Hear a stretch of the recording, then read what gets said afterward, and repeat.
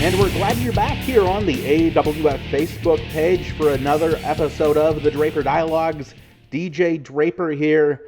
As promised, part 2 of our interview with Chadwick Wentworth III.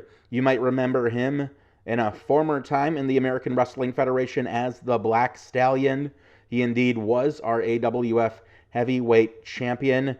Last week, we looked back on some of his time breaking into the sport and his time really climbing that ladder to the successes that he has had.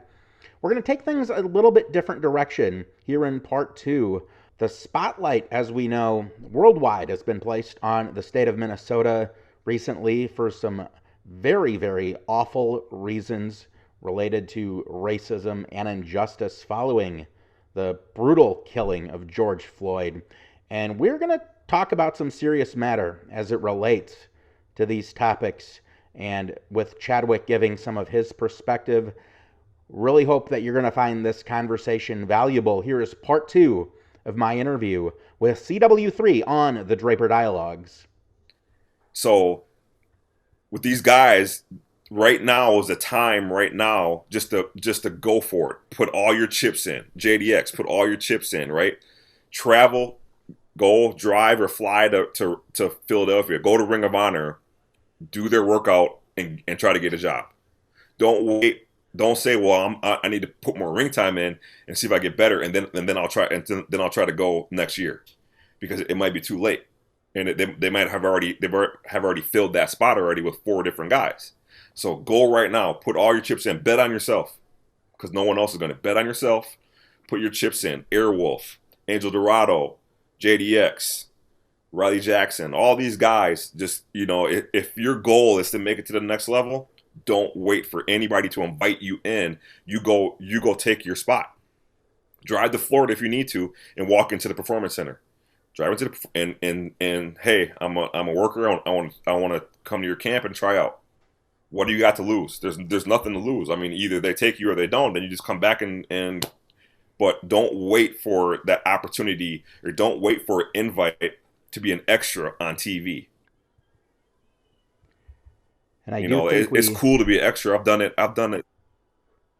I do think we do have some hungry talents, and you've mentioned a few names. You mentioned JDX, Airwolf, Angel Dorado. Yep.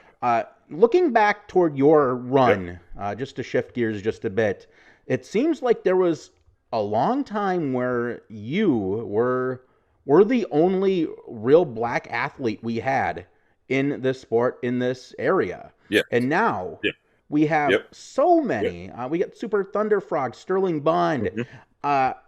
Given everything that's going on right now in the world, and the racism and injustice, give us some thoughts on how that's sort of evolved in this sport, where there are so many opportunities out there for hungry black wrestlers.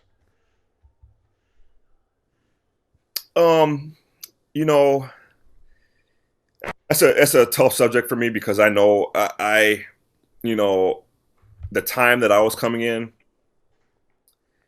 general there wasn't a lot of black athletes that were professional wrestlers. There was a few here and there, and I didn't have anybody to lean on. I didn't have anybody in the locker room to talk about hey, why am I being treated the way that I'm being treated? Because there were times that even during training camp where there was some goofy stuff that was happening, and I didn't have anybody to talk to. I couldn't confide in anybody, say, well, this is what I'm feeling right now. And comparative to today, where these guys, and I'm so and I'm an advocate for inclusion and diversity, and I'm glad that these guys can share a locker room with the Super Thunder Frog. I'm glad with the Airwolf. I'm glad that JDX is there. That if a guy that's coming in has some issue, thinks he's being treated unfairly, that guy can go to JDX and say, what do you think about this? Why do you think I'm being treated this way? And he can give his honest opinion and be a brother and give his shoulder to that guy or girl. So it's the evolution of inclusion and diversity in the Midwest, or in this area, is great, and I just don't want to go backwards from where we are right now. I want to keep the diversity going, men, women, just but it's really good. It's really good to see that changing. As we can see, not just in this sport, but in the world itself, we've got a long ways to go to meet some of these We do, goals and we do, aspirations. you know. But there's but we've had we've I've had a ally and advocates, besides, like, not having another black wrestler in the locker room. On the flip side of that coin, there has been white wrestlers who have, like, stood by me and not backed off of that, and not been afraid to say, this is my guy. We're gonna hang together, we're gonna ride together. You mentioned Pete Hughes before. Pete Hughes is, I don't know if most of you guys know, is a social justice advocate, to say Oh, the I'm least. I seeing mean, his Facebook posts. he's not, it's just it's having guys like that, because we can't do it by ourselves. We need to have allies and advocates and friends to step in when they see injustices. So we need to have guys like Pete Hughes to, like, eat on, forget wrestling, in society in general. We have to have guys like Pete Hughes around, just because he has a voice that a lot of people don't have, right? So he can say things, how he sees things, and it's important to have guys like that. And even without the need to go into the streets, it's just part of it that's so puzzling for me is just the lack of empathy on the part of so many people, and why it's just Right, so damn right, hard for people to right, recognize Black Lives Matter. right. It's that's it's systemic. It's you people are raised and bred to feel hatred, and it's when people have a difficult saying that Black Lives Matter, where their heart is. Their heart is not for equality and justice and inclusion. Their heart, when they, especially the person that says, well, all lives matter, that is so counterproductive, counterintuitive. I mean, I could keep going on, like, just how unintelligent that phrase is. Of course we know that all. Of course we know that. However, whose whose house is burning down right now? Your house is not burning down right now. I need the water to put out the fire in my house. I have a black house, black household. I need my black lives in my house right now matter because we're burning down. You're across the street. Your house is fine. What do you need the water for? All houses aren't fine right now. It's the black house that needs it. You know what I'm talking about? That makes sense? Absolutely. And you know what really sucks and is unfair, and that we're having you on this program and to talk about these things, yet just looking back on my time as a host here, it's always up to the black athletes here to say really these things, when Right. really it Yes. should be people who Yeah. look like me doing a better job of speaking Right. out on these things. Right. Well, and how long have we been saying these things? We've been Damn saying long these time. things for hundreds of years, literally hundreds of years. We've been saying this, and at some point in time, we're gonna get you get exhausted, and I'm exhausted right now with everything. I'm tired. I'm tired of having conversation with my sons. I have two sons, and I have to talk to them about how to act around police officers, how to stand the right way, not say the wrong thing, and not because I'm afraid that something can happen to them. And that's tiring to me. It's exhausting for me to have to do that, and it's sad and it's unfair, but I have to do it though. I have to do it because when they're with the group of people and they're the only two black kids, what are the odds of them going to get blamed for whatever dumb thing happened? It's pretty high. So they have to be aware of all these different things that other kids don't even have to not even think about. They don't have to worry about. They can go about their lives and just worry and worry about going to play basketball. So I mean, it's guys. I hope guys jump on this. And here's another thing I'll say. I'm sorry I'm rambling. No. But Go on. it's I've seen a lot of people who have prior to these events that have happened socially in the last few weeks, who have really been really insensitive, who have really been made some like unintelligent statements, and now they saw what happened, and now they changed. I've seen some people get attacked for changing, and I don't think we can do that. I think that's what we want. We want people to change. We want people to see injustice. Finally, see it. You see it firsthand, and then jump on the side of the righteous, jump on the side of the just, and call things out for what they were, and say, "Oh yeah, by the way, I was 5 years ago making comments. I was dumb for that. Now I see." So I just want if I could talk to people, especially the people of color, let people change and accept them. Like if they change their heart, and they want to come and they want to advocate for minorities, black and brown people, great. That's great. Just don't jump on them for what they did 5 years ago if they change their mind today. That's what I'd say about that. We're in a really unique time, to say the very least, and before everything went down with the killing of George Floyd, we are in a pandemic, as it was with COVID-19 shutting everything down, shutting down wrestling. How are you doing? How's the family doing? How are you staying busy, getting ready to get back into the ring at some point, I presume? Family's great.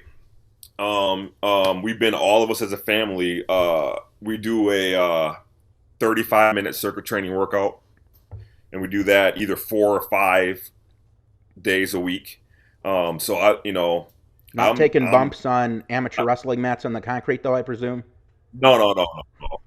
Those are no. I'll say that for the ring. But I feel great though. I feel as you know, I had surgery. I had back surgery 2 years ago. Two back surgeries at that. Ooh. To repair damaged disc. And for years, I'm talking about 5, 6, 7 years where I was dealing with excruciating back pain, dealing with it day in and day out, and it really put a toll on me physically. Where I just couldn't get into the condition the way that I wanted to be, in the way that I had been prior to the back pain. Fast forward to 2 years, now to today after the surgery. I feel better. I feel better now than I did when I was playing football, semi-pro football. I feel my body feels great. I'm in great condition. I'm in great shape. My body weight is maintaining. I'm able to lift the way that I want to without any back pain at all.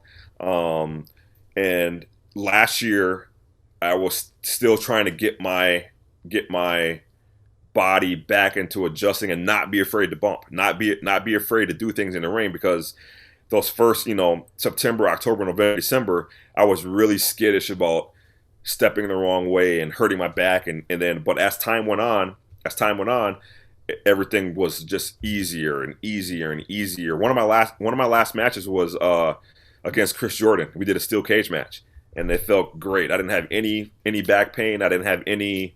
There was no adverse side effects. I mean, and it just, I feel right now that without a shadow of a doubt, I can hang with anybody in the ring. You put me in the ring with anybody, and toe to toe, cardiovascular wise, bump wise, whatever, I can hang with anybody. So it's sounding like you're a few years away from us really being able to use the old man jokes like we use toward people like Tony DiNucci and King Leonidas right now.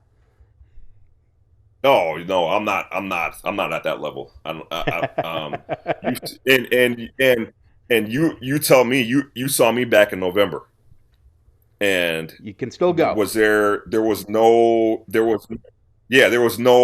hesitation. I mean, there was no there's no way, there's no way impossible that I will let P.D. Brown outwork me because I worked P.D. Brown in that match. There is absolutely no way on the face of this planet anywhere that anytime that P.D. Brown is going to outwork me. I'll tell you that. I'll tell him that to his face. I'll tell anybody that. It's just not going to happen because I am a premier athlete. That's just me. That's just my mindset. And nothing. And until I'm not, then somebody can come to me and say, hey, you need to, take a step back a little bit. But right now, I'm at the front right now. I'm still at the front. I'm still eating, and I'm still aligned right now. Shots fired from you toward downtown PD Brown again, just as I was about ready to wrap things up on a lighter note. Seen on the tweeter going around, the Encyclopedia of Sandwiches. Chadwick Wentworth III, yep. Tag yourself. What number are you? It is one of those things. I'm pulling it up right now. I'm looking at it right now, and I think that if I had to, and it was the end of the world, and I had only one, I have to go with the number 13. The Cubano. Cubano with the gotta go with that. Succulent pulled pork, got the ham, mustard. It's all Absolutely. About the bun as far as I'm concerned. Can't and you have to have spicy mustard. You can't have regular. You gotta have like extra spicy mustard on there, and then put a little bit extra, and then put a little bit more on the side so you can dip it a little bit more. That is CW3 Chadwick Wentworth III. I recommend if you need to go get a sandwich, find a place that makes a decent Cubano. For my part, I'm going to go with number 4, the banh mi. Love going down to it's Little Saigon, used to be Hatien there on University and Western. Yeah. You get that liver pate with roasted pork, where you can see the pigs just hanging from the back room. You got that cilantro, cucumbers, daikon, and a little of the sauce. In the bread, the French bread, so soft, so pillowy. That's what I'm going with. That would be an exotic choice. That's what they call that, exotic. That's what you did. Well, I don't see why these things can't be made more mainstream, but be that as it may. Yeah. Yep. Chadwick Wentworth III. Listen, hey. Oh. Wait. Before we go. Listen, I'm telling everybody in AWF. I'm telling everybody. DJ, Tony DiNucci. I'm listening. Whoever else is listening Hopefully right Tony's now. Watching. Whoever else is watching right now. Listen. Tony DiNucci may have written off Black Stallion, which is fine. But Chadwick is here right now, and that's my shoot name. That's my real name in case anybody wants to know. Chadwick is here, and I'm telling everyone right now that I am the uncrowned champion. And DJ, you've already acknowledged that. You admitted it yourself that I'm the uncrowned champion. I never was pinned for that to lose that title belt. I'm coming back. And whoever it may be, it doesn't matter who it is. Right now, it just happens to be JDX. You've been doing some cute stuff, kid. Real cute stuff, hanging out with your buddies, and doing these little cute little matches, backflips, and all that stuff. You have never, ever in your wrestling career ever been in a ring with someone like me, ever, never. And I'm telling you that I'm coming back. I will be back, and look at me in my eyes when I'm telling you this, that you cannot beat me. I will beat you, and I will regain my AWF Heavyweight Championship and become still the longest reigning AWF champion in the history of this stinking company. DJ, take it away. Well, I thought things got pretty real in this conversation about 10 minutes ago, and you ending on that note, my goodness, I suppose JDX better be pulling up some YouTube video and watching some tape from when you were indeed that AWF Heavyweight Champion. And of course, we could make the argument still are the AWF heavyweight champion, considering those shoulders were never down on the canvas for the 1, 2, 3 at any point in time. And he better hit the weight room, Jack. You better hit the weight room, Jack, because I'm coming.